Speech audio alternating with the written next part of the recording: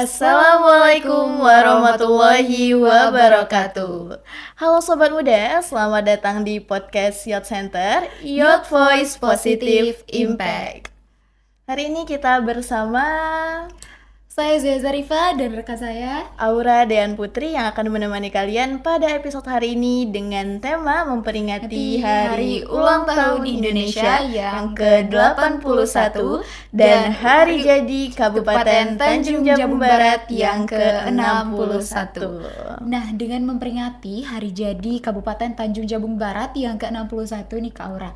Pada episode kali ini kita akan membahas mengenai sejarah Kabupaten Tanjung Jabung Barat. Oke, langsung saja kita panggil narasumber hebat kita pada hari ini. Yang pastinya pemahaman dan wawasannya luas sekali nih untuk kita tanya dan berbagi ilmu kepada kita tentang sejarah Kabupaten Tanjung Jabung Benar Barat, sekali. yaitu ada Pak Ebit Maradona selaku pengarang buku Sejarah Kabupaten Tanjung Jabung Barat. Halo Bapak. Halo, Assalamualaikum warahmatullahi wabarakatuh. Waalaikumsalam. Selamat datang Pak. Apa kabar hari ini Pak? Alhamdulillah baik. Terima kasih sudah diundang ya di Youth Center Podcast ini. Dengan siapa? Kami Zoya. Adik Soya sama adik Aura ya. Iya. Terima kasih sudah diundang dalam rangka memperingati Hari Ulang Tahun Hari Ulang Tahun Tanjung Jabung Barat dan Hari Ulang Tahun Indonesia. Republik Indonesia tahun 81 ke-81 Ya. dan Hari Jadi Tanjung Jabung Barat ke-61.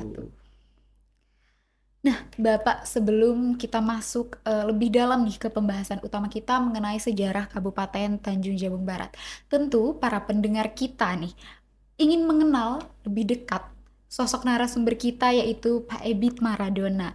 Nah, mungkin para pemirsa di rumah juga ingin tahu nih apa yang menjadi motivasi Bapak sehingga terus berkomitmen mengabdikan diri bagi pelestarian sejarah Tanjung Jabung Barat dengan salah satunya adalah menjadi penulis buku dari sejarah Kabupaten Tanjung Jabung Barat, Pak.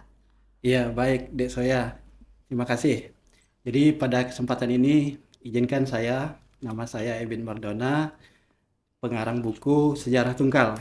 Nah, ini kemarin Sejarah Tungkal ini sudah diterbitkan tahun 2025 ya, tahun 2025 dan sudah disebarkan ke perpustakaan ya, bekerja sama dengan perpustakaan Kabupaten Tanjung Jabung Barat sekitar 300 eksemplar. Nah, kemarin juga buku kita sudah dibedah waktu itu di Bapeda, kantor Bapeda tahun 2023 sudah 2 kali dibedah. Nah, tentang sejarah kita, sejarah Tungkal. Nah, inilah sebagai orang yang lahir ya di Kabupaten Tanjung Jabung Barat, saya merasa terpanggil untuk bagaimana kontribusi kita sebagai putra daerah. Nah, apalagi ini kesempatan dalam momen ini adalah hari lahir, hari jadinya Kabupaten Tanjung Jabung Barat, yaitu tanggal 10 Agustus 1965. Nah, berdirinya Tungkal, Kabupaten Tanjung Jabung Barat. Nah, ini nanti bisa ditanya nih, kenapa bisa ya Kabupaten Tanjung Jabung Barat ya? Padahal dulu namanya Tungkal saja. Tungkal saja. Ya. Nah, ini panjang ceritanya ya, tentang sejarah Tungkal ini. Jadi Tungkal ini adalah kalau sekarang adalah Kabupaten Tanjung Jabung Barat. Jadi seperti itu. Oke, Pak. Boleh kami tahu nggak, Pak, bagaimana proses Bapak dalam meriset buku ini? Berapa tahun, kemana saja Bapak pergi meriset sehingga terbitlah buku ini, Pak? Mungkin prosesnya sangat panjang sekali. Betul. Jadi proses buku ini sebenarnya ini baru sekitar 2002 penulisan ya. Tahun 2002 penulisan.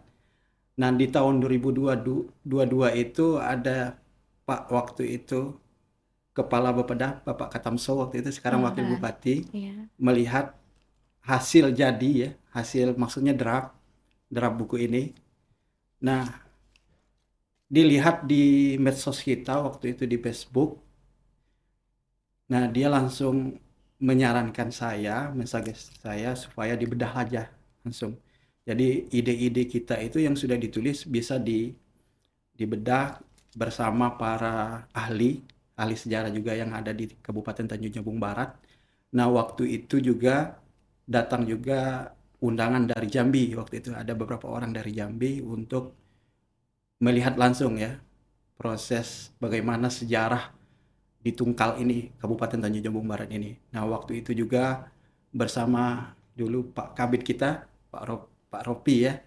Nah, itu juga datang waktu itu untuk membedah buku kita. Dan juga Ketua LAM dan perwakilan LAM juga waktu bedah buku. Nah, mereka proses bagaimana sih kok bisa adik Ebit waktu dia memang sudah senior gitu ya, bisa meriset dan menulis sejarah ini, padahal sejarah ini cukup panjang, sejarah Tungkal ini cukup panjang. Nah, dulu sebelum buku ini ada, saya terinspirasi dengan sejarah buku ya, saya baca itu, buku Dinamika Adat Kabupaten Tanjung Jabung Barat yang ditulis oleh Ardian Esos dan tim. Dan timnya itu salah satunya ada Demong atau tokoh adat di Tungkal Ulu, Merlung, yaitu Raja Bujang, udah meninggal orangnya. Nah, dari situlah uraian sejarah asli yang tertua dituangkan. Dari buku Ardian Esos ini dituangkan dari cerita-cerita tokoh adat di Ulu. Jadi kalau di Tungkal ini ada Tungkal Ulu, ada Tungkal Ilir dulu. Nah, dari situlah proses saya baca buku itu, saya pedalami lagi. Penasaran gitu kan. Bagaimana sih buku ini kok bisa terbit gitu ya. Ada Datuk Raja Bujang waktu itu masih hidup. Tapi waktu itu saya baca, saya masih mahasiswa UGM waktu itu kan. Jadi tidak cukup nih, saya penasaran nih, tidak cukup hanya berapa lembar saja kan. Di buku itu kan bukan membahas tentang sejarah, tapi buku itu adalah buku tentang adat Kabupaten Tanjung Jabung Barat, dan di situ ada beberapa lembar uraian sejarah. Nah, disitulah saya penasaran bagaimana sih sejarah sebenarnya di Kabupaten Jabung. Ada nggak yang tertinggal dari yang ditulis ini? Maka saya pedalami lagi. Saya cari arsip-arsip. Nah, kebetulan waktu itu perpustakaan UGM itu cukup lengkap. Peta Belanda tahun 1936 dibuat tahun 36 itu ada di sana. Sedangkan di daerah kita nggak ada gitu. Nah, inilah menjadi faktor ini menunjang juga untuk saya mencari arsip-arsip lama gitu ya. Nah, itu salah satunya. Dari mulai situ barulah kemudian ada waktu maksudnya waktu luang, waktu sambil kerja juga gitu kan di rumah, itu cari-cari lagi arsip, apalagi waktu sekarang ini tahun 2020 itu saya juga mencari artefak-artefak yang ada di kabupaten kita. Nah, sehingga dari artefak itu, dari narasumber, dari buku-buku tulisan naskah yang dibuat oleh orang lokal. Nah, disitulah baru terbuka, oh ini. Jadi kalau sejarah itu kan ada 4 tahap tuh, Dek. Ada 4 tahap. Pertama tuh heuristik, mengumpulkan data gitu ya. Data-data itu dikumpulkan, semuanya dikumpulkan. Nah, setelah dikumpulkan baru kita analitik ya. Verifikasi. Mana yang cocok gitu kan. Baru kita analisis. Oh, betul nggak tahun sekian? Oh, berarti di sejarah tertua ini di Merlung gitu. Sejarah tertua ini di Tanjung Paku, di Suban. Itu zamannya Singosari. Nah, kebetulan buku ini kan ada dari masa Singosari gitu ya. Dari masa Singosari sampai Margo. Nah, berarti sejarah kita ini sudah orang-orang Majapahit dulu pernah ke sini gitu, pernah ke Sumatera ngapain? Itu analisis gitu kan. Cari lagi buku. Menjawab pertanyaan-pertanyaan itu. Nah, itulah salah satu kalau kita ingin menulis sejarah harus menjawab pertanyaan-pertanyaan yang sudah ada. Kita tanyakan dulu kepada diri kita, kenapa dia orang-orang Majapahit itu sampai ke Sumatera, sampai ke Jambi gitu. Nah, di situ dengan pertanyaan-pertanyaan itulah kita tulis. Oh, ini sih sudah dapat jawaban. Baru nanti yang tahap 4-nya penulisan. Berarti proses itu menjadi salah satu tantangan terbesar juga, Pak, ya, untuk nulis buku itu sampai akhirnya terbit tadi. Nah itu. Jadi kalau sejarah itu nggak main-main. Penulisan, misalnya buku apa saja lah sih. Mau buku novel, mau buku sejarah, itu pasti ada yang namanya kita ke lapangan dulu. pasti ada kita temuin sesuatu. Bagaimana orang marah itu seperti apa? Kalau nulis novel kan gitu. Oh, marah seperti ini. Nah, kita tulis kan gini-gini. Begitu juga dengan nulis sejarah ini, nulis buku sejarah ini berarti kita harus tahu sampai sedetil-detilnya. Pertanyaan yang tidak jawab kita lemparkan nanti. Kita coba cari jawaban yang bisa menyatukan pertanyaan yang tidak terjawab. Di referensi nggak ada, kita cari turun ke lokal. Nah, kalau penulis karbitan itu nggak bakal bisa buat buku sejarah. Maksudnya, sudahlah mentok gitu ya, mentok untuk nulis buku itu, sudahlah sampai sini, saya sudah sampai sini. Tapi tidak mau memperdalami sampai turun mencari artefak, mencari situs-situs sejarah. Dengan adanya kita turun mencari situs-situs sejarah, artefak-artefak yang kita temukan, itu menambah nilai-nilai sejarah yang ada di buku ini. Kebetulan kemarin kami berdua juga sempat membaca ya Pak buku sejarah Tungkal Iya, ini di perpustakaan. Jadi memang dinotis sekali nih. Jadi Merlung, daerah Merlung tadi yang menjadi kayak awal perjuangannya tempat ada peperangan di situ dan segala macamnya dari daerah Merlung tersebut. Boleh dijelasin lebih lanjut Pak, kenapa Merlung dulu ternyata ya daripada Tungkal ini sendiri? Nah, kenapa Merlung ya? Jadi gini, dari muara Sungai Tungkal ini sampai ke hulunya itu Bukit 30. Jadi hulunya Bukit Sungai Tungkal, Sungai Pengabun ini di Bukit 30. Di situ temuan-temuan yang tertua itu di Merlung. Waktu saya nulis buku ini, temuan tertua. Apa itu temuan tertua? Satu, itu adalah keris. Keris itu tanpa luk. Nah, keris itu dinamakan, di buku ini juga ada saya ceritakan bahwa keris itu adalah keris betok Budo Tindih Singosari. Kerisnya sejengkal lurus, ditemukan di pinggir Sungai Merlung. Di situ ada ditemukan piring seladon. Nah, piring seladon itu dinasti Ming. Itu kalau kita cari dinasti Ming awal itu 1400. Kemudian ada keris, ada tombak, juga ada temuan cincin besi Majapahit. Kemudian ada temuan-temuan lainnya. Dari temuan itulah kita bisa mengukur sejarah.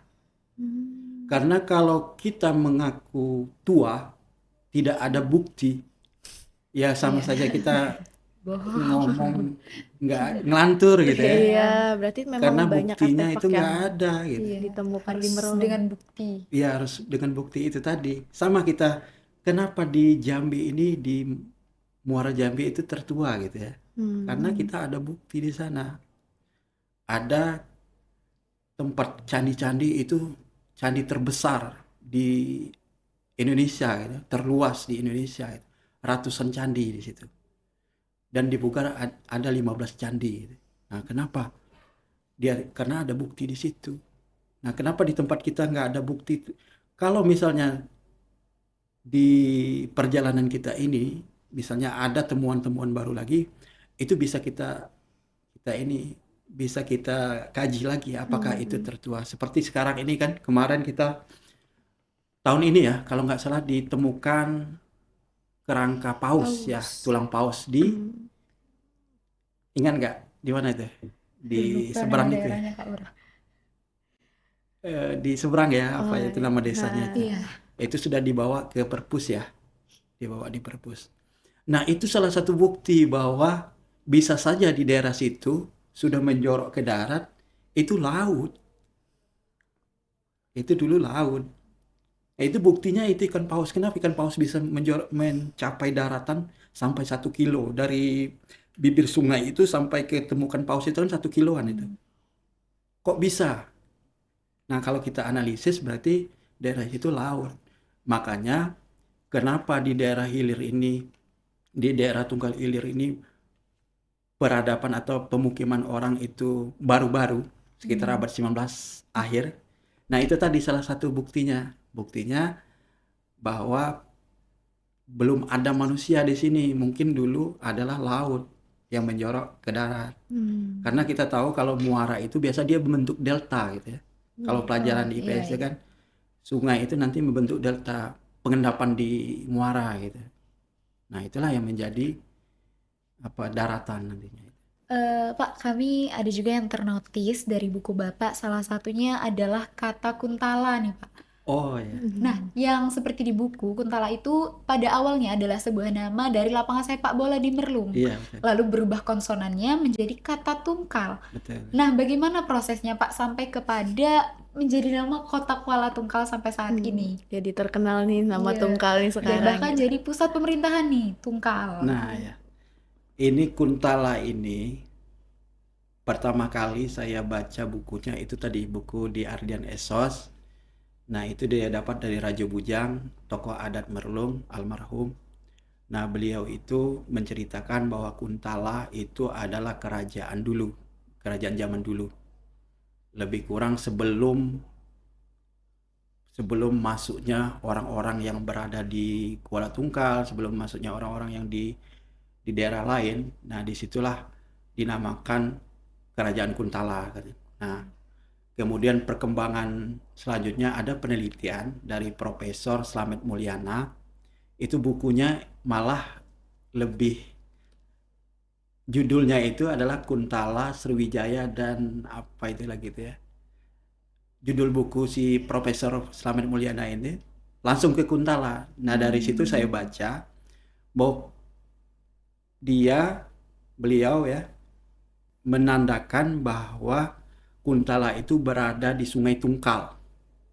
Berada di Sungai Tungkal. Tapi nggak tahu nih di mana tempatnya. Berada di Sungai Tungkal. Nah kemudian di dalam bukunya itu diceritakan juga Kuntala itu akhirnya awalnya itu dari Kantoli. Kantoli baru jadi Kuntala. Kemudian jauh akibat pronunciation atau akibat ini Tungkal ya. vokal kemudian menjadi Tungkal gitu kan. Menjadi Tungkal itu dari bukunya Profesor Slamet Mulyana, itu bisa dibaca juga di situ. Kemudian kerajaan Kuntala ini kalau di situ disebutkan Kantoli ini pada abad kelima.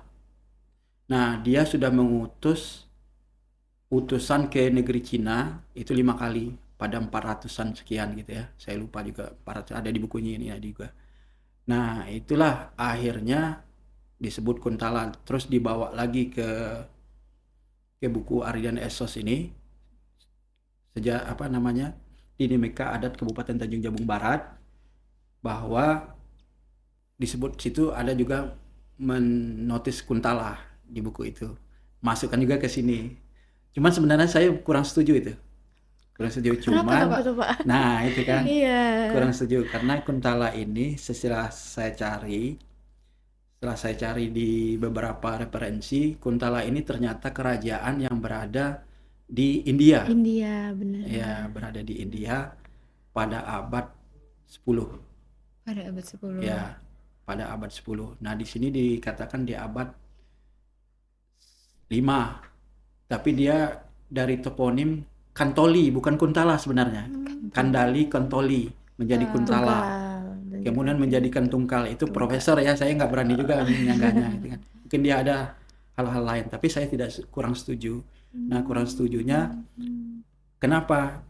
Beberapa referensi lain selain dia nggak ada menyebut Kuntala. Referensi Belanda nggak ada.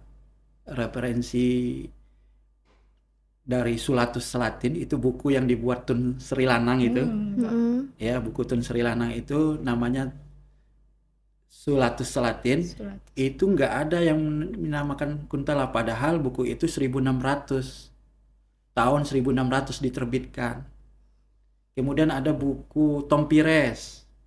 Buku Tom Pires itu namanya Oriental, Suma Oriental.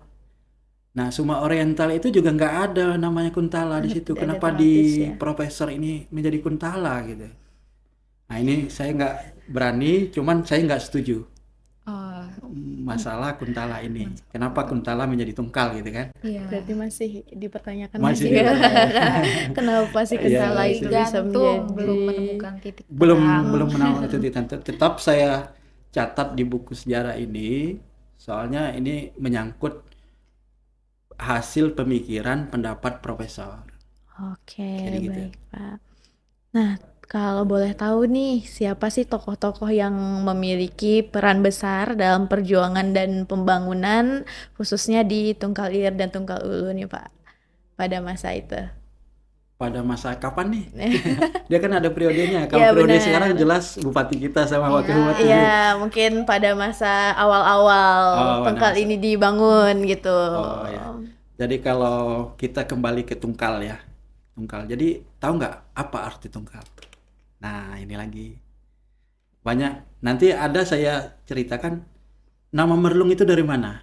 Ah, oke. Nama Tungkal itu dari mana? Hmm, Nah, itu Boleh, kan boleh, belum boleh. disebutkan gitu kan. iya. Kenapa? Saya Tungkal saja dulu. Jadi Tungkal ini kalau menurut buku itu asalnya dari kayu, nama kayu. Ya, nama kayu. Jadi Sungai Tungkal ini yang besar ini, yang sekarang ini yang ada di sini, itu sungai yang besar. Ada lagi satu lagi Sungai Tungkal yang kecil. Ini banyak yang nggak tahu nih, adik-adik mungkin. Taunya Sungai Pengabuan.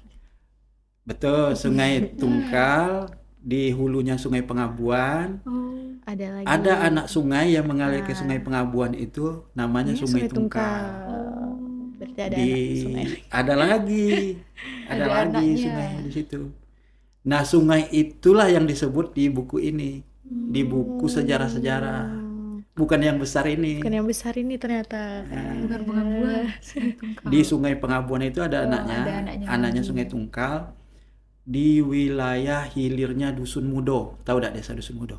Wah, belum tahu. Belum tahu nih, Belum belum tahu sampai nih, ke Pak. sana. Belum sampai Dusun ke Mudo sana. Tidak tahu.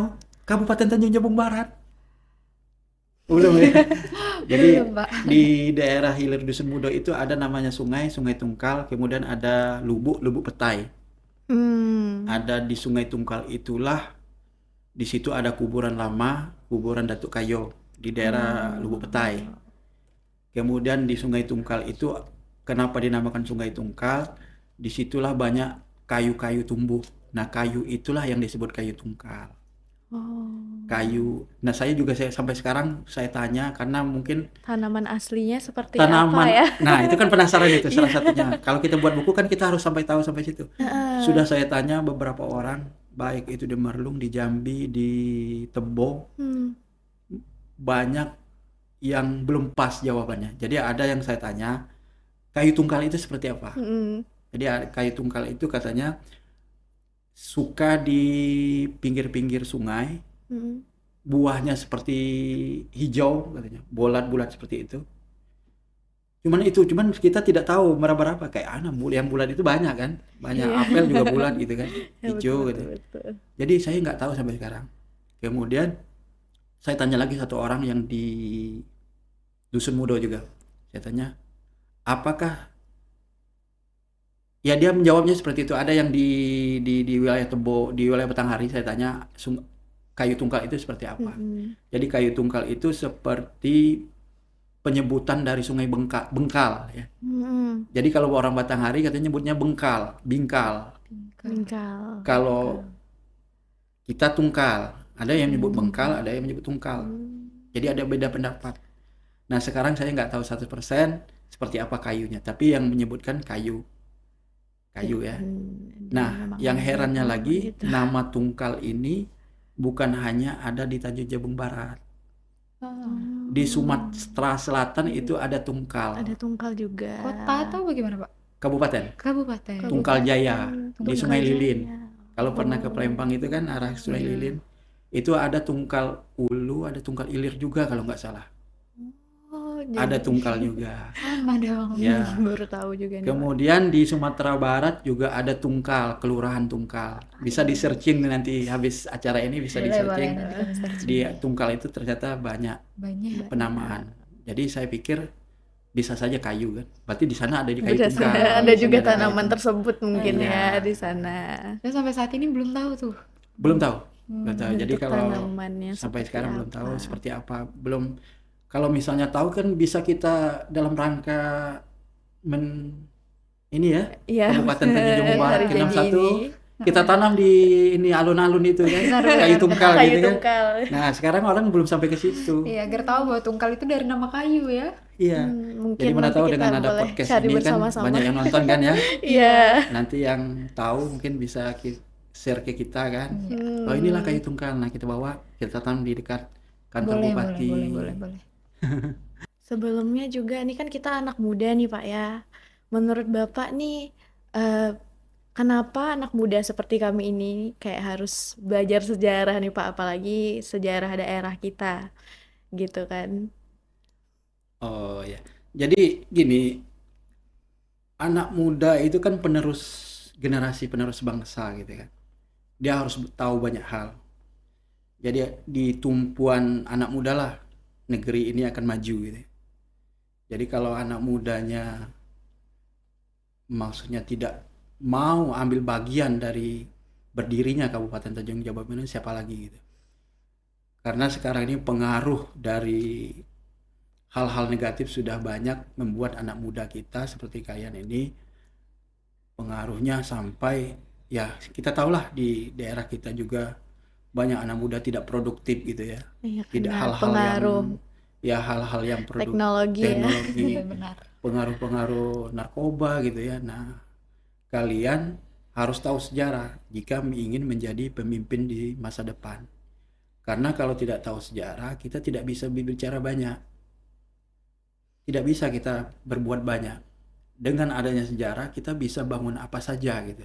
Dengan melihat ya. Nah, seperti ini aja. Kita nggak usah jauh-jauh. Kenapa dinamakan Hills. waterfront? Sekarang Front City. Front City itu apa namanya sekarang? Mustiko Mustiko Mustiko Rajo. Raja. Orang Kayo Mustiko Mustiko Rajo. Raja. Ada lagi yang di alun-alun Orang Kayo, Datuk Bandar ya. Di alun-alun. Iya, di alun-alun juga dirubah Ada. lagi Iya, namanya. Nah, itu berasal dari tokoh-tokoh sejarah. Datuk Kayo. Datuk Kayo. Nah, jadi kalau sebenarnya untuk berbicara sejarah ini sebenarnya panjang ya. Nanti ada tahapan-tahapannya. Kenapa tadi ada tahapan sejarah awal, sejarah Singosari kan? Singosari, kemudian ada orang-orang yang datang dari Minangkabau, kemudian orang-orang yang datang dari Johor. Nah, itulah Datuk Kayo tadi yang memimpin di negeri kita ini. Kemudian orang-orang yang datang kemudian Ya. yang dari Banjar, dari Jawa, Bugis, Bugis. itulah yang banyak menempatkan di daerah Tunggal Ilir sekarang. Nah, itu tokohnya, ini saya ingin buka nih ceritanya. Boleh, Pak. Yang pertama kali yang buka di Kuala Tungkal ini. Nah, pertama kali itu ditempatkan oleh Belanda sama Pangeran Wirokusumo, namanya Mantri Mahmud namanya. Cuman Mantri Mahmud ini tidak membuka Kuala Tungkal. Nah, pertama kali Mantri Mahmud ditempatkan di seberang Kuala Tungkal, namanya di Tanjung Labu. Di seberang sana Ya. itu ada parit Keramat, ada parit Selamat, ada parit Palembang di situ. Disitulah mengawasi lalu lintas kapal di Sungai Tungkal ini. Mengawasi bagian kelautannya. Ya, Mantri Mahmud. Kemudian Mantri Mahmud berakhir masa tugasnya, digantikan oleh Mantri Brangas. Nah, Mantri Brangas inilah yang membuka Tungkal. Tungkal. Ya. Seharusnya tadi hadir narasumber Iya. kita juga yang dari Kuala Tungkal, Bapak Yusra. Bapak Yusra. Yusra. Nah, Beliau, itu adalah cicit keturunan dari Mantri Brangas itu. Oh. Ya, dari Mantri Brangas. Nah, Mantri Brangas ini tidak kembali lagi dia kan aslinya orang Lahat ya.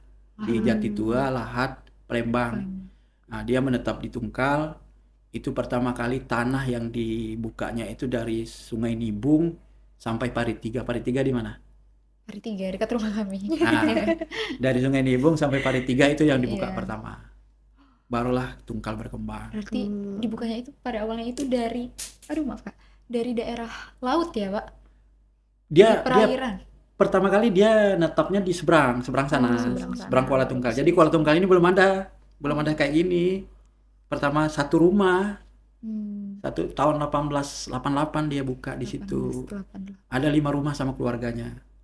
Kemudian dia lihat di situ tidak cocok untuk kehidupan, Maka dia pindah ke seberang. Tapi pindah nggak asal pindah. Dia izin dulu sama yang di Jambi.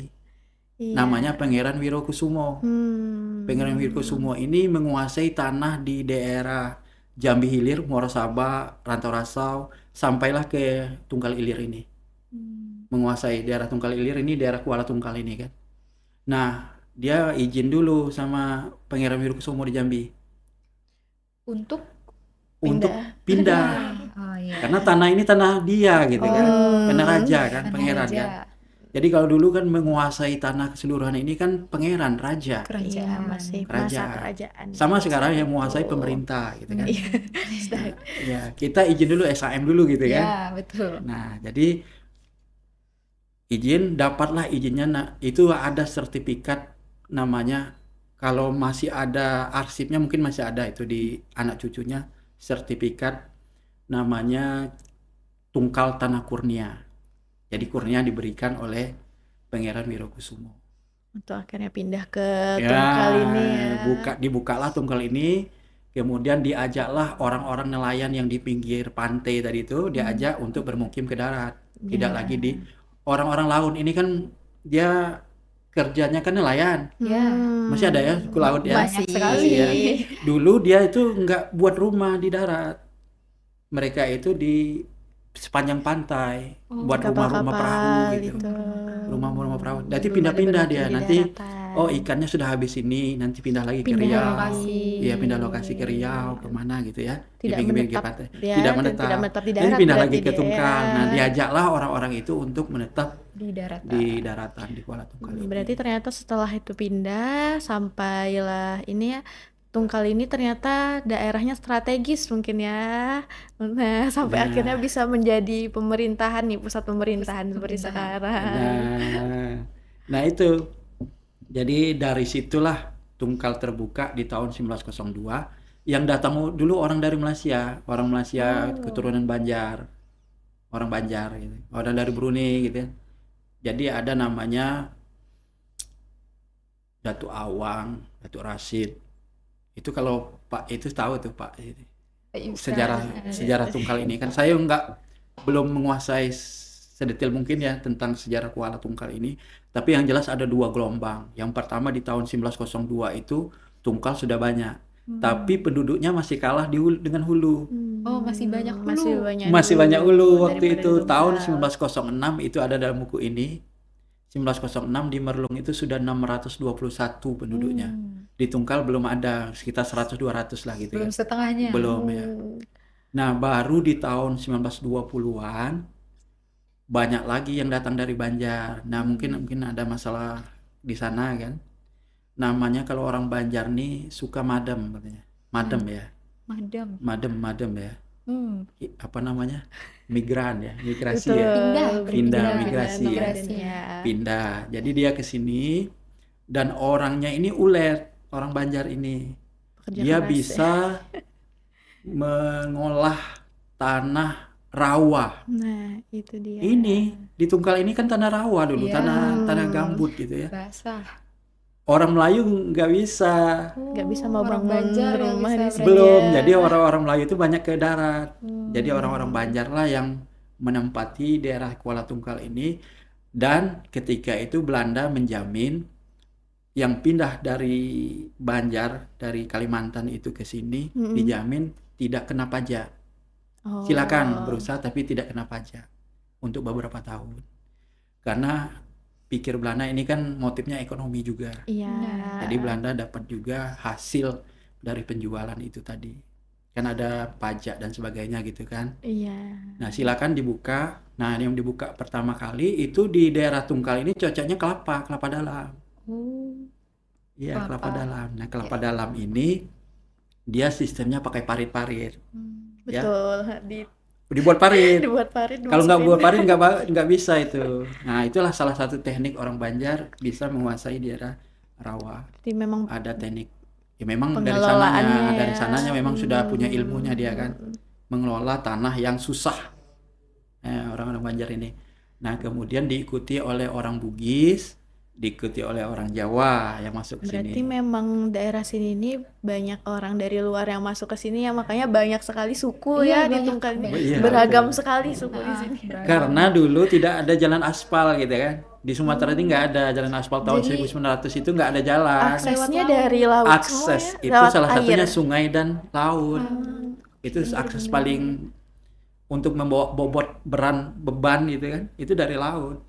Nah, dulu strategisnya Tungkal ini makanya bisa berkembang. Dia dekat dengan Singapura. Iya. Iya, dekat dengan Singapura. Dulu orang dari hulu itu tidak ke Jakarta kalau naik haji. oh, ke Singapura berarti. Singapura. Transitnya ke Singapura dulu. Dia dari ini Dari dulu, Merlung, dari Tungkal Ulu itu kalau naik haji bukan ke Jakarta. Tapi ke Singapura. lewat laut dia. Lewat Naik boot, naik kapal.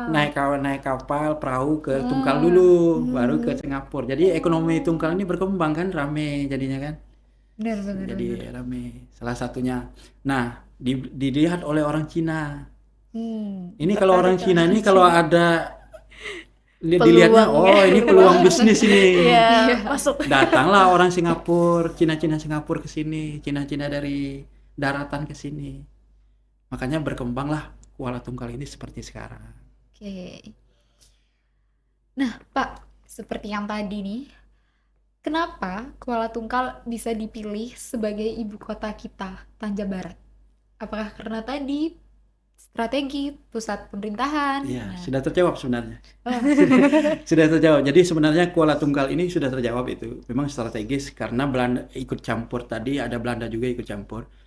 Sebenarnya ibu kota. Jadi perlu dibedakan juga Kabupaten Tanjung Jabung Barat 65 ke atas gitu ya. ya, Sebelumnya itu adalah namanya bukan kabupaten, Kewedanan. Kewedanan. Wedana gitu ya. Iya. Nah, Kewedanan itu di bawahnya distrik kecamatan, di atasnya kabupaten. Dulu ada Wedana, panjang itu. Apa namanya, birokrasinya terlalu panjang waktu itu. Jadi ada Wedana. Jadi Kewedanan Kuala Tungkal. Kewedanan Kuala Tungkal dari tahun 45 sampai tahun 65. Tapi sebelum itu bukan Kewedanan, sebelum 45. Ada Nah, lagi. ada lagi. apa itu, Pak? Namanya distrik. Distrik. Karena masih di bawah naungan. Kalau di bawah naungan Belanda 42 ya. 42, 45 itu Jepang. Ya. Itu bukan distrik, namanya Guyuko.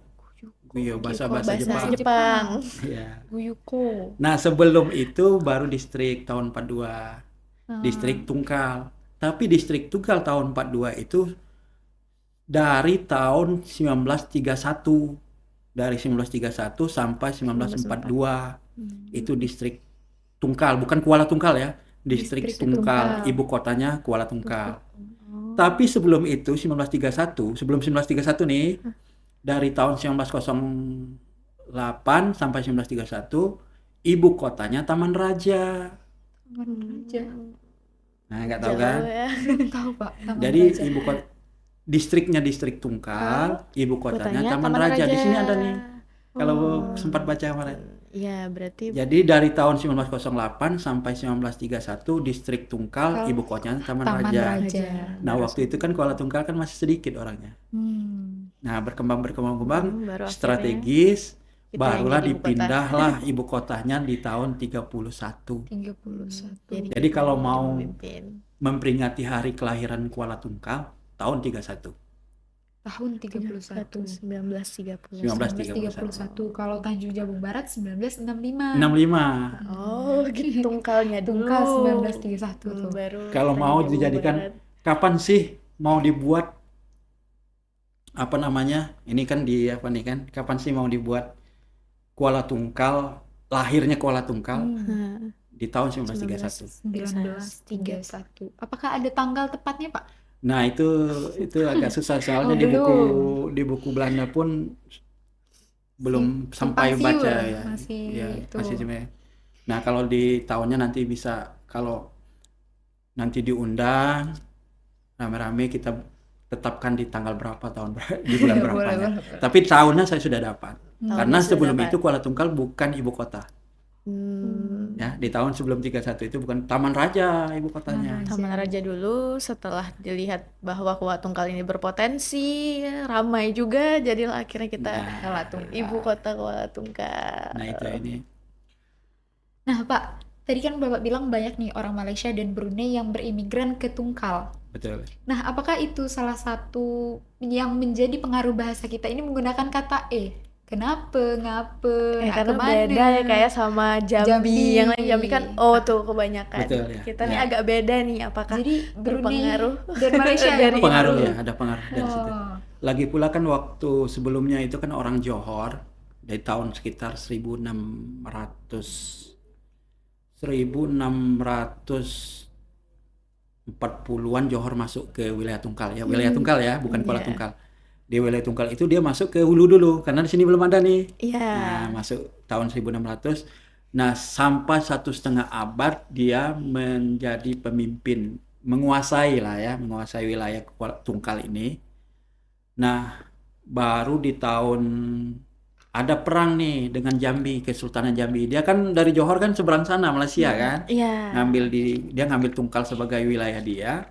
Nah, Jambi ini merasa dulu ini Tungkal ini punya aku, kenapa dia ambil gitu. Berarti ada masanya Johor mengambil nih Iya, daerah ngambil, kita. merampok lah gitu, merampok daerah. Makanya ada Jadi terjadi Jambi perang marah, lagi. Jambi marah marah. perang. Tapi waktu perang itu tetap Tungkal masih di bawah Johor waktu perang pertama. Tapi dendam lagi di tahun 1850-an ya, 1850-an. Itu di masa Sultan Jambinya Sultan Abdurrahman Nazaruddin. Nah, itu dia mengirim Pangeran Badi. Nah, Pangeran Badi ini Pangeran Jambi ditempatkan di wilayah Tungkal ini namanya di Rantau Benar, di desa Rantau Benar ya, di daerah hulu dekat Lubuk Kambing ya. Nah, di situ ditempatkan. Namun marah kan yang menguasakan Johor nih di Lubuk Petai ini di daerah Dusun Mudo. Nah, terjadilah perang berapa kali perang di Bukit Tulang, Ambunan Tulang, kemudian perang di Lubuk Petai, perang di Batu Ampar, Pelabuhan Dagang. Akhirnya mati, Datuk Bandar ini mati, dan ada yang sebagian hidup itu pindah ke hilir. Salah satunya di Sungai Baung, di Senyerang, di Ketapang, Sejulang. Nah, itu orang-orang dari Johor. Orang-orang dari Johor. Ya, orang-orang dari Johor. Makanya bahasa di hulu pakai O ya. Iya. Tapi ada yang pakai E. Ada yang pakai E, kan ada kalau di Merlung itu O semua. Misalnya kalau di Merlung itu Iko A. Iya. Kalau di Pelabuhan Dagang Iko deh. Iko deh, pakai E dia. Iya. Pakai E. Iko deh. Kalau Merlung Ikona. Ya, kalau bahasa-bahasa. Nah, jadi agak kasar di Merlung. Kalau di daerah Pelabuhan Dagang itu, daerah-daerah apa itu, dia pakai E. Itu dari, makanya kalau kita mengetahui sejarah kita tahu nih, oh ini dulunya orang-orang moyangnya orang-orang Johor. Kalau Merlung tidak, bukan orang Johor, orang Singosari ini, orang-orang Jawa, orang Majapahit. Makanya ada perbedaan kata-kata di desa-desa, di dusun-dusun itu, salah satunya dari dulu. Ya, kalau kita mau tahu sejarah langsung kita harus datang ke sana. Dan Kita baca ada ya. buku. Dan baca buku. Iya, kira seperti itu. Sebenarnya menarik nih kalau cerita sejarah nih. Sebenarnya saya nggak mau berhenti, tapi takutnya ini ada durasi jam gitu ya. Iya, benar. Sebenarnya bisa aja 2 jam saya ngomong di sini gitu ya. Tadi kan pada awalnya Tungkal ini Tungkal nih Pak. Nah, bagaimana dari Tungkal itu menjadi Tanjung Jabung, lalu melalui pemekaran menjadi Tanjung Jabung Barat nih, terbelah dan menjadi Tanjung Jabung Timur. Nah, ya. Jadi sejarahnya itu kan Tungkal dulu ya. Iya. Kewedanan Tungkal, Kewedan Kuala Tungkal. Jadi Kewedan Kuala Tungkal di 1965, sebelum 1965. Pada mau jadi kabupaten itu tepatnya di 10 Agustus 1965, Undang-Undang Nomor 7. Undang-Undang Nomor 7 tahun 1965 jadilah Kabupaten Tanjung Jabung. Nah, ini nama Kabupaten Tanjung Jabung ini mengacu ada nama Tanjung Jabung di wilayah Tanjung Jabung Timur. Di dekat laut, dekat Sabak itu ada yang menjorok ke laut itu ada namanya Tanjung Jabung. Tanjung Jabung. Ya, kalau lihat peta coba cari di dekat Muara Sabak itu di Rantau Rasau daerah Tanjung Jabung Timur itu ada nama tanjungnya itu Tanjung Jabung, masih ada tercatat di situ. Makanya dinamakan kita ini Tanjung Jabung. Tanjung Jabung pada awalnya. Awalnya Tanjung Jabung. Tanjung Jadi Jabung. Tanjung Jabung ini Kabupaten Tanjung Jabung Timur sekarang sama Kabupaten Tanjung Jabung Barat. Barat. Itu terdiri 4 kecamatan awalnya. Hanya 4. Hanya 4, bukan sekarang. Kalau sekarang kan 13 untuk Tanjung Barat aja kan. Iya. Dulu Kecamatan Tungkal Ulu, Kecamatan Tungkal Ilir, Kecamatan Sabak, Kecamatan Dendang, Nipah. Ada 4 awal terbentuk. Awal terbentuk sekali 3 baru nyusul 4. Jadi ada 4 kecamatan. Kemudian pemekaran. Jadi namanya diambil dari situ. Dari Tanjung Dari Jabung Tanjung itu. Jabung. Tanjung yang Jabung peta itu cocok gitu kan. Karena Ya. ada memang Tanjung Jabungnya gitu kan. Nah, itu kan waktu itu orang-orang yang mungkin di DPR apa di apa ya namakan kan. Saya belum sempat juga cari siapa sih yang namakan aslinya gitu kan. Belum dapat juga saya baca referensinya. Nah, barulah di tahun 1999 itu dimekarkan lagi otonomi daerah gitu ya. Undang-Undang Nomor 54 tahun 1999 dimekarkan Kabupaten Tanjung Jabung menjadi 2, Kabupaten Tanjung Jabung Barat dan Kabupaten Tanjung Jabung Timur. Nah, yang kita Tanjung Jabung Barat ini merasa namanya nggak cocok lagi. Oh Kan nggak ada lagi Tanjung Jabungnya di sana. Oh, iya. Nah, cuman karena ini sudah ada dasarnya kan. Nah, sekarang lah jadilah Kabupaten Tanjung Jabung Barat. Jadi gitu asal-asal nama Kabupaten Tanjung Jabung itu seperti itu. Panjang kalau kita bahas sejarah Ya, sebenarnya panjang sekali panjang cerita-cerita sekali ini. ceritanya. Sebenarnya Tanjung Jabung ini panjang juga. Sungai-sungai Tungkal. Sebenarnya kalau sejarah ini setiap daerah itu kan ada sejarahnya Sejarah tersendiri masing-masing ya. masing-masing. Di desa-desa, di dusun-dusun itu ada sejarahnya masing-masing.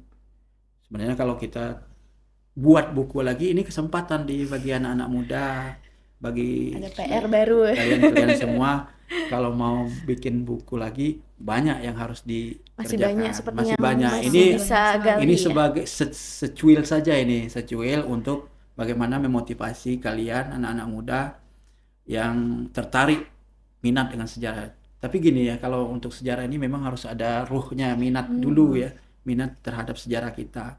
Kalau tidak ada minat, ya nggak apa-apa, cari yang minatnya lain gitu. Mungkin tadi adik-adik nih mungkin di TikTok, di marketing gitu ya, nggak apa-apa. Tapi kalau memang minat, bisa dimulai dari sekarang. Ditanyakan, itu kan ada empat tahap untuk mengenai sejarah. Sejarah tadi. Iya. Nah, sejarahnya sebenarnya pasti panjang banget ya kalau pasti. kita bahas sejarah. Ini Tungkal saja, belum Jambi ya. Belum Jambi. Bab ini pun masih banyak yang belum diketahui ya, masih belum banyak yang terbahas nih. Iya. masih banyak yang harus diperbaharui juga dari sejarah tadi pastinya. Bener Apalagi banget. kalau menemukan hal-hal baru, artefak baru lagi. Betul ya. Betul sekali. Nah, terus saya juga ada baca di buku itu tentang pengeboman di Merlung dan juga pasukan Selempang Merah nih, Pak. Boleh diceritakan lebih lanjut? Nah, pengeboman ya. Jadi Iya. Atau ini- mungkin ada teman-teman yang belum tahu gitu. ya betul. Ini kan terkait dengan cerita perjuangan ini. Perjuangan ini baru tahun 1949. Jadi tahun 49 itu Belanda ini ingin menguasai daerah Indonesia ini lagi, namanya agresi militer Belanda kedua. Nah, waktu itu agresi militer Belanda 1 itu tidak sampai ke Jambi. Tahun 47-48 itu belum sampai ke Belum Jambi. sampai. Yang kedua. Masih di Jawa. Ah. Nah, di tahun 49 sampai ke Jambi, tepatnya 28 Desember 1949 Belanda datang menguasai wilayah bandara dulu, Palmerah. Belanda Jambi ya. Kuasai. Ternyata TNI di sana kurang alat tidak bisa ya menahan laju pasukan Belanda ini, pasukan kilat Belanda, pasukan khusus gitu ya. pada Jadi masa-masa banyak perangnya yang ya. senjatanya tidak lengkap Hmm. TNI. Jadi banyak mengundurkan diri, menghilang dari Jambi. Jadi kota Jambi ini langsung direbut 1 hari gitu ya. 1 hari langsung Ya direbut. sama Belanda ya. Karena bendara sudah direbut, kemudian tempat-tempat strategis direbut. Jadi orang-orang TNI kita yang di Jambi ini banyak menjauhi kota Jambi dan dia tidak ke arah Tebo lewat Sungai Batanghari. Satu-satunya tempat untuk menghindar bersembunyi itu arah ke dalam. Jadi Merlung itu pedalaman dulu. Oh iya, makanya ke Merlung akhirnya. Jadi larinya ke Merlung semua tuh. Ke Merlung ada yang ke Tungkal. Oh, Ya. jadi ke sini. Iya, jadi larinya banyak yang ke Merlung. Karena Dan Merlung ini satu tempatnya strategis karena akses dari kapal itu nggak bisa karena sungainya sempit. Kalau Tungkal ini besar kan. Iya. Nah, di Merlung itu sungainya sempit. Jadi kalau misalnya dia lewat sungai, otomatis dia akan mati di itu. Orang Belanda itu cepat mati di sungai. Kalau lewat pedalaman tidak bisa karena belum ada jalan-jalan yang kayak sekarang ya, aspal lebar. Iya. Dulu kan jalan setapak itu. Setapak aja. Itu cepat Aksesnya masih juga. terbatas ya. Masih terbatas aksesnya. Lewat udara juga nggak bisa, nggak ada pesawat terbang, nggak ada bandara di situ. Makanya Jadinya akhirnya di larilah Merlung. TNI itu ke Merlung tahun 49. Nah, salah satu pasirah di sana yang menyambut kedatangan TNI di situ ialah namanya Pasirah Tunggal Ulu ya. Iya. Pasirah Tunggal Ulu ini ibu kotanya di Merlung. Namanya MT Parudin. Itu adalah datuknya dari Pak Kabid kita ini. Oh, Pak Ropi. Iya, datuknya Pak Ropi. Datuk Pak Ropi. Iya, datuknya. Keren. Keren juga dia ya. Iya. Jadi perjuangan datuknya inilah akhirnya semua ransum, makanan, penginapan, TNI yang banyak itu ditanggung sama Pasirah. Wah, itu. Bukan ditanggung karena duit juga terbatas waktu itu, duit Iya, Pasirah kan karena pasti. masa perang. Iya, Jadi dia benar. ngutang. Dulu ada toke Cina di sana. Ngutang sama toke Cina, ada bon-bon surat, ada bon-bon Itu ditemukan juga ya tuh. utang nih, Ge? Gimana? Bon-bon Iya. tagihan itu. Tagihan Ada itu kan bukti. dibayar nanti. Nah, itu. Jadi ditagih ke pemerintahan Pasirah dulu. Pemerintahan Margo ya. Ya. Marga. Jadi ditagih di pemerintahan Marganya. Jadi datuknya Datuk Ropi ini Pak Kabid. Kemudian di tahun dia masuknya di Desember 1948 ke Merlung. Desember 48 ya salah. Desember 48, kemudian di Merlung di bulan Mei 1949, tepatnya 6 Mei 1949, Belanda ini punya mata-mata. Matanya orang kita juga, Londo Ireng kata Londo Ireng ya.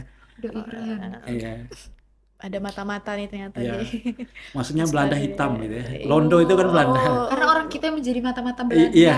Ireng itu hitam ya. Oh, Londo Ireng. Iya. Jadi bule hitam. Iya.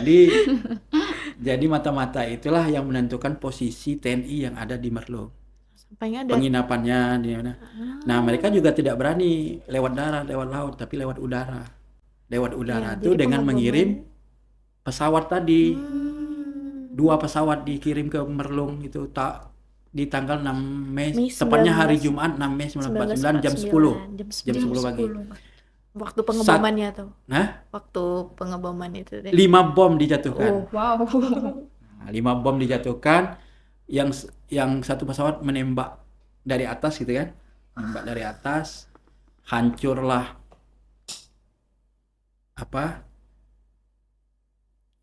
jembatan gantung situ. hancur, rumah penduduk yang ditempati TNI itu banyak berlobang gitu, ditembak dari atas. Kemudian sekolah Arab, sekolah madrasah ya, Iya. sekolah madrasah itu juga kena tembak. Rumah Pasirah lama juga kena tembak, dan Pasirah MT Parudin kena di bom itu di dekat rumah Pasirah. Jadi 5 bom dijatuhkan, 1 bom yang meletus. Bayangkan. Makanya kalau orang Tungkal dulu dengan orang-orang Merlung itu agak hormat dia. Oh, segan. Kok 5 bom hanya 1 bom yang jatuh, sakral ya. Jadi kalau orang Tungkal zaman dulu ya, Iya. itu hormat dia dengan orang-orang Merlung. 5 bom loh. Yang meletus itu cuma satu. Dari 5 bom Dari kalau Nah, coba bayangkan. semuanya meletus. Katanya merlung ini sakral, keramat dan sebagainya. Ada hal-hal yang Ada hal seperti gaib itu. ya, seperti itu. Ada yang Nah, kalau cerita-cerita masyarakat itu kan beredar Iya. seperti itu. Jadi satu bom meletus itu tepatnya di rumah MT Parudin ini, Pasira. Karena TNI ada di situ kan. Tapi masih banyak yang selamat dari peristiwa Satu tersebut. bom itu meletus, itu 2 rumah hancur habiskan. Bahkan ada katanya kuali periuk-periuk itu terbang ke atas gitu kan. wah. Dan 2 anak korban. Nama anaknya adalah Amir Aida. Amir anaknya Mantri Zakaria, Aida adalah anak MT Parudin tadi. Nah, itu perjuangan MT Parudin ini. Jadi Aida inilah anak MT Parudin. Dia dikuburkan di Merlung malam itu juga. Perutnya kena itu kan pecahan-pecahan itu. Ya. Umurnya 10 tahun. Cewek ya, 1 cewek 1 cowok. Nah 2 orang anak. Yang lain itu kan lari, ada yang lari ke hutan, ada yang lari, maka selamat. Cuman bom itu cuma 1 itu meletus. Nah kemudian Pasirah MT Parudin ini itulah sebagai apa namanya ya, perjuangannya itu Jadi terhadap tokoh perjuangan. Kabupaten Tanjung Jabung Barat, Republik Indonesia itu sangat Sangat berjasa. banyak jasanya. Makanya dia salah satu pendiri dari Provinsi Jambi. Nah, dia menjadi salah satu dewan DPRGR kalau nggak salah, DPRGR, kemudian DPR. Kan Jambi berdiri tanggal 6 Januari 1958 ya, 57 atau 58 sekitar itu ya. Iya. Nah, dia salah satu pendirinya. Baik, Karena dia berjasa akhirnya sekali ya ya. jasa, lihat dari jasanya tadi, dia masuk salah satu dewan Provinsi Jambi. Tadi kan korban banyak juga ya, apalagi anak ini kan. Iya, apalagi anaknya Anaknya sendiri masih sih, kecil korban. gitu kan. Susah. Nah, alhamdulillah dari apa dia tadi itu, dia juga mempunyai anak-anaknya orang-orang hebat semua. Itu diceritakan tadi Pak Ropi tadi. Salah satunya dia ada yang kerja di UNICEF, World Bank ya, ada di World Bank, UNICEF. Kemudian ada Om Kamal tadi, itu udah meninggal, itu adalah orang yang terkenal ya di nasional, advokat terkenal. Kawannya Adnan Buyung, orang-orang penting di daerah Jakarta, tapi di rumahnya bukan di Jambi tapi di Jogja. Jogja sekarang. Iya, Jogja. Jadi itu salah satu orang berjasa, tapi memang keturunannya juga banyak yang jadi orang-orang hebat, termasuk Pak Rofi jadi kabid ya. Oke, baik Pak. Kalau bahas sejarah mungkin kita tidak akan ada habisnya nih karena Panjang sekali. sangat menarik. Kami suka sejarah, tertarik dengan sejarah, apalagi sejarah mengenai tempat yang kami tinggali saat ini. Iya. Nah Pak, kami mau dong Bapak menyampaikan pesan nih kepada penonton, apalagi terutama generasi muda dan Gen Z untuk setidaknya tahu bahwa sejarah itu penting, Pak. Oh ya. Oke, baik. Terima kasih adik-adik semua yang pada kesempatan ini, pada podcast hari ini ya, saya ingin menyampaikan bahwa penting sekali sejarah ini untuk generasi muda. Nah, salah satunya untuk memotivasi kita untuk membangun ya Kabupaten Tanjung Jabung Barat ini. Bagaimana Kabupaten Tanjung Jabung Barat ini orang-orangnya, SDM-nya meningkat, apalagi tadi sudah kita cari juga ternyata minat baca kita ini sudah meningkat walaupun sedikit. Tapi saya ingin sekali ya nanti perpustakaan ini banyak dikunjungi ya, walaupun sekarang teknologi mudah sekali mencari bahan bacaan di internet dan sebagainya. Tapi peran perpustakaan itu sangat penting untuk menumbuhkan minat baca anak-anak ya. Terutama tadi minat baca itu dimulai dari, kalau saya buku gambar untuk anak-anak kita yang ada di rumah, buatlah perpustakaan yang ada di rumah. Di desa buat perpustakaan desa, kemudian di kecamatan dibuat perpustakaan kecamatan, dan kabupaten sudah ada. Nah ini mari kita tingkatkan minat literasi baca kita. Dengan minat literasi baca kita meningkat, maka jelas nanti bentuk akhirnya adalah tulisan. Nah, tulisan itu yang akan bermanfaat untuk kemajuan Kabupaten Tanjung Jabung Barat. Selamat Dirgahayu Kabupaten Tanjung Jabung Barat ke-61 dan Republik Indonesia ke-81. Oke, baik. Terima kasih banyak loh Ya, Pak sama-sama. kepada Bapak narasumber kita, Pak Ebit Maradona, atas waktu yang telah diluangkan untuk berbagi ilmu dan wawasannya pada kita hari ini. Terima kasih juga kepada seluruh sobat muda yang telah setia mengikuti podcast ini sampai akhir. Semoga perbincangan hari ini memberikan manfaat dan semakin menumbuhkan rasa bangga terhadap daerah yang kita cintai, Tanjung Jabung Barat. Baik, saya Zia Zarifa Dan saya Radian Putri pamit undur diri. Wassalamualaikum warahmatullahi wabarakatuh.